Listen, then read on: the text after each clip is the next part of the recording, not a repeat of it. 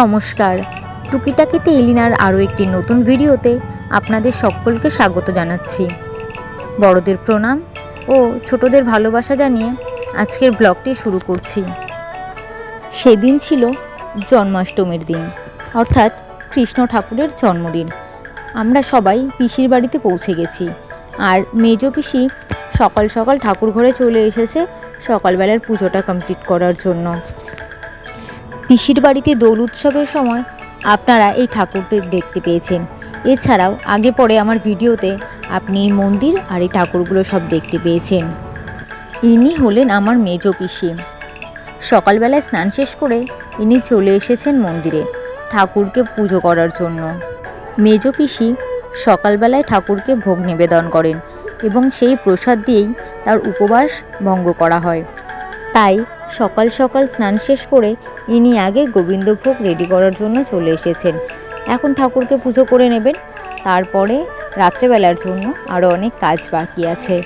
ঠাকুরকে পুজো করার সময় ঠাকুরের কপালে চন্দনের ফোঁটা দেওয়াটা নাকি অনেক শুভ।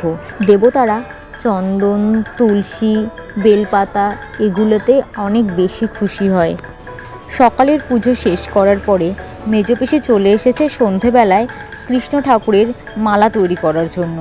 এই মালাগুলো তৈরি করাই থাকে, কিন্তু যেখানে পাটের দড়ি দেওয়া থাকে তো, তাই মেজ পিসি সমস্ত ফুলগুলোকে খুলে তারপর সুতো দিয়ে গেঁথে নিচ্ছিল, আর মা পাশে বসে তালগুলো মেখে নিচ্ছিল। তাল মাখা শেষ করেই মা আর বেশি দেরি করেনি, তালগুলো নিয়ে সঙ্গে সঙ্গে তালের বড়া করা শুরু করে দিয়েছে। বেশ কয়েক রকমের ভোগ রান্না হবে, একটু তো সময় লাগবেই, তাই দুপুরের পরপর থেকেই রান্নাবান্না শুরু হয়ে গেছে। শুধুমাত্র কৃষ্ণ ঠাকুর নয়, আমরা মানুষেরাও আছি যারা যারা তালের বড়া খেতে ভীষণ পছন্দ করে। তবে আমি বোধহয় একটু ব্যতিক্রম, যার এই তালের গন্ধটা একদমই পছন্দ হয় না। হ্যাঁ, আমি তালের বড়া খেতে একদমই ভালোবাসি না। ঠাকুরের জন্য আগে তালের বড়া হয়েছে, কিন্তু আরও একবার হবে, সেটা নারকোল দিয়ে বানানো হবে। মা ওইদিকে ঠাকুরের জন্য তালের বড়া করছে, আর আমি এদিকে চলে এসেছি ময়দা মাখার জন্য। ময়দা যদিও আগে থেকে বেশ খানিকটা মাখাই ছিল, তারপরে আমি শুধু একটু আলাদা করে মেখে নিচ্ছি। পাশে একটু গোল গোল করে লেচি করে নিয়েছি। একবারে তো এতটা ময়দা মাখা সম্ভব হচ্ছিল না, তাই আমি একটু করে আলাদা আলাদা করে নিয়ে এগুলো মাখছিলাম। আপনাদের কারোর ওপর রাগ থাকলে এইরকমভাবে চটকে চটকে তাকে ভালো করে মেখে নিতে পারেন। আমি তো ময়দাটা মাখার সময় আমার দিদির কথা ভাবছিলাম যে হ্যাঁ, এই ময়দা। এই যে আমি থালার মধ্যে ঠিক এইরকমভাবে গোল গোল করে পুরো থালাটাকে গুছিয়ে নিয়েছিলাম। গোছানোর পরে বেশ ভালোই লাগছিল, জানেন তো। দিদি বলছিল যে হ্যাঁ, তুই এগুলো করছিস, বেশ ভালোই লাগছে, দাঁড়া আমিও একটু ছবি তুলে নেব। তারপরে দিদিও পরে একটু ছবি তুলে নিয়েছিল, বেশ ভালোই লাগছিল, জানেন তো। এদিকে আমি ভিডিওর মধ্যে বলছি যে কারোর ওপরে রাগ থাকলে এই ময়দা মাখার মতো এইভাবে আপনি তাকে মেখে নিতে পারেন। ভিডিওর মধ্যে আমি বলেওছি যে এটা আমি আমার দিদিকেই মাখছি, কিন্তু ভিডিওটা আবার আমি আমার দিদিকে দিয়েই করাচ্ছি, আর ওকে বলছি দেখ, এই কথাটাও আমি ভিডিওর মধ্যেই বলবো। ওইগুলো দেখছি আর হাসছে। সমস্ত ময়দাটুকু লেচি আমি পুরো করে নিয়েছি। এই যে থালাটা পুরো এইরকম লাগছে দেখতে। মা তো তখন ভোগের প্রসাদের জন্য তালের বড়া করছিল, সে তো আপনারা দেখতেই পেয়েছেন। এখন মা আবার এদিকে সুজি বসিয়ে দিয়েছে। এদিকে একটু সুজি রান্না হবে, আর এদিকে পাশে কড়াইতে যে তেলটা দেখতে পাচ্ছেন, এই তেলের মধ্যে লুচি ভাজা হবে। কড়াইতে সুজি তেল বসিয়ে মা এদিকে কাজ করেই চলেছেন, আর এদিকে আমরা একটু হাতে হাতে হেল্প করে দিচ্ছিলাম। যদি সবাই মিলে একটু হেল্প করে দেওয়া যায়, তাহলে রান্নার কাজটা অনেকটা আগে আগে এগিয়ে যায়। আর যদি একা একা করতে হয়, তাহলে তো অনেক সমস্যার মধ্যেই পড়তে হয়, তাই না। এই যে তালের বড়া আর সুজি মা নামিয়েও নিয়েছে। আমি তখন আবার একটু ভালো করে ভিডিও করে নেওয়ার চেষ্টা করছিলাম। এই দেখুন তালের বড়াগুলো বেশ হয়েছিল। যাই হোক, আমি যদিও খাই না, তবে ঠাকুরের প্রসাদ থেকে একটা খেয়েছিলাম। আর এই যে সুজি, আর এই যে এটা যেটা দেখতে পাচ্ছেন, এটা দিয়ে মালপোয়া হবে, এক এক করে সবই হবে। এই যে আমার মেজ পিসি এখন বসে গেছে লুচি বেলার জন্যে। রান্নার কাজে কেউ যদি হেল্প করে দেয়, তাহলে রান্না করাটা অনেকটা বেশি তাড়াতাড়ি হয়ে ওঠে। এই যে মেজ পিসি এই যে লুচিগুলো ভেজে দিচ্ছে, তাহলে সেই ক্ষেত্রে মা একটু তাড়াতাড়ি করে লুচিগুলো ভেজে নিতে পারবে। আর যদি এগুলো মাকে একাকেই করতে হতো, তাহলে তো অনেকটা সমস্যা হয়ে যেত, আর সঙ্গে অনেক দেরিও হয়ে যেত। মেজ পিসি এদিকে লুচি বেলছে, আর মা এদিকে লুচি ভাজা শুরু করে দিয়েছে। কি পরিমাণে ফুলকো ফুলকো লুচিগুলো হচ্ছে দেখুন, বেশ ফুলকো ফুলকো লুচি। আর বেশ লাল লাল লুচিও। মা এদিকে একটু কড়া করে লুচি ভাজছিল, আর সেজো পিসে এসে বলছে যে প্রসাদের লুচি তো যেন একটু নরম নরম রাখাই ভালো। আর এই যে পাশ থেকে আবার আমার দিদি ভিডিও করছিল, দিদি সামনের উপরে দাঁড়িয়ে আছে আর আমি একটু দূর থেকে ভিডিওগুলো করে নিচ্ছি। দূর থেকে এগুলো দেখতে পুরো এরকম লাগছিল, কি ভালো লাগছে বলুন, পুরো থালা ভর্তি লুচি বেলা, আর সেখান থেকে মা নিচ্ছে আর ভাজছে। এই লুচিগুলো ভাজা শেষ হয়ে গেলেই ওই তেলের মধ্যে পড়বে মালপোয়া। তেল তো গরমই ছিল আর মালপোয়ার গোলাটাও করা ছিল, তাই কড়াইতে পড়তে ওর আর বেশি দেরি করতে হলো না। মা হাতায় করে এক হাতা করে মালপোয়াগুলো তৈরি করতে লাগলো।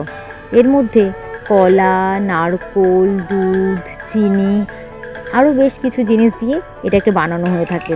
বেশ ভালোই লাগে খেতে, জানেন তো, পুরো তেলের মধ্যে যায়, এত সুন্দর লাগে খেতে। এটা আমি ভীষণই ভালো খাই, এই নয় যে এটা আমি খাই না, এটা আমার ভীষণই পছন্দের একটা খাবার। তবে হ্যাঁ, প্রথমে এটাকে ঠাকুরের প্রসাদের জন্য বানানো হবে, তারপরে সেই প্রসাদ থেকে সবার মধ্যে ভাগ করে দেওয়া হবে। এই যে এটা হলো আমার ছোট মস্তান, মানে আমার ছোট পাপা। আপনারা একে অনেকবার এই ভিডিওতে দেখেছেন। আগে অনেকটা ছোট ছিল, এখন বেশ অনেকটাই বড় হয়ে গেছে। এখন সে বসে বসে লুচি আর তালের বড়া খাচ্ছে, গোপালের জন্য বানানো হয়েছিল, আগে এই ছোট্ট গোপালই খেয়ে নিল। চুপচাপ বসে বসে তালের বড়া খাচ্ছে আর কার্টুন দেখছে। কি পরিমাণে দুষ্টু হয়েছে জানেন না, তবে হ্যাঁ, বড্ড মায়া জড়ানো হয়েছে। আপনাকে যদিও না চেনে তাহলে আপনার কাছে যাবেই না, আর যদিও আপনাকে চেনে তাহলে ও সারাক্ষণ আপনার কাছে বসে থাকবে। ওর দুষ্টুমিতে আপনার এত ভালো লাগবে যে আপনার মনটা পুরো খুশিতে ভরে যাবে।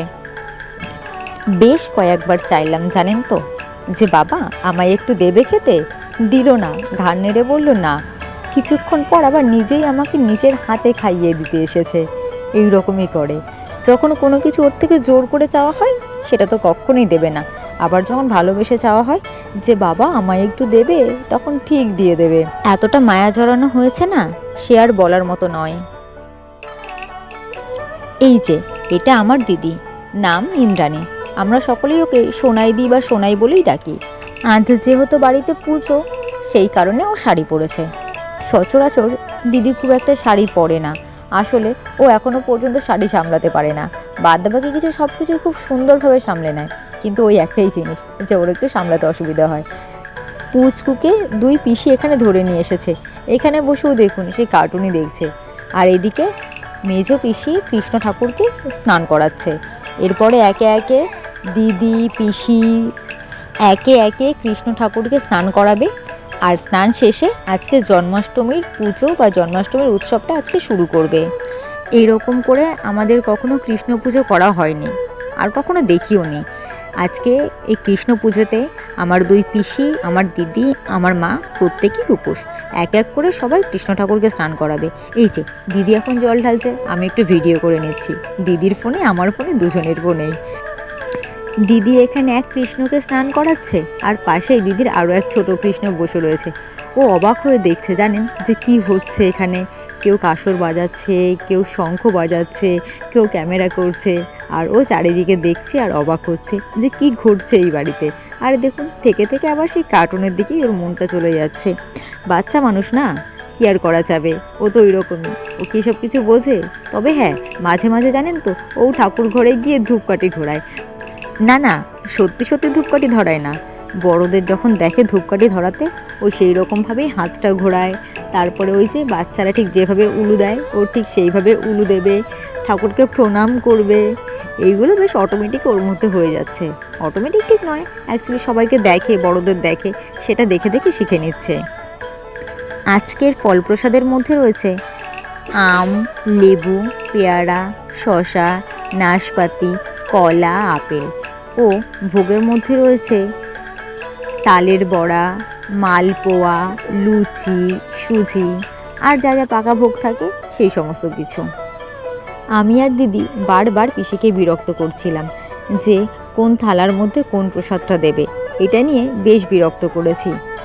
আপনাদের কার কার বাড়িতে জন্মাষ্টমীর পুজো হয়েছে জানাতে ভুলবেন না। আপনি যদি আমার চ্যানেলে নতুন হয়ে থাকেন তাহলে আমার চ্যানেলটা একটু সাবস্ক্রাইব করে দেবেন। ভিডিওটি ভালো লাগলে একটা লাইক, একটা কমেন্ট আর পারলে একটা শেয়ার করে দেবেন।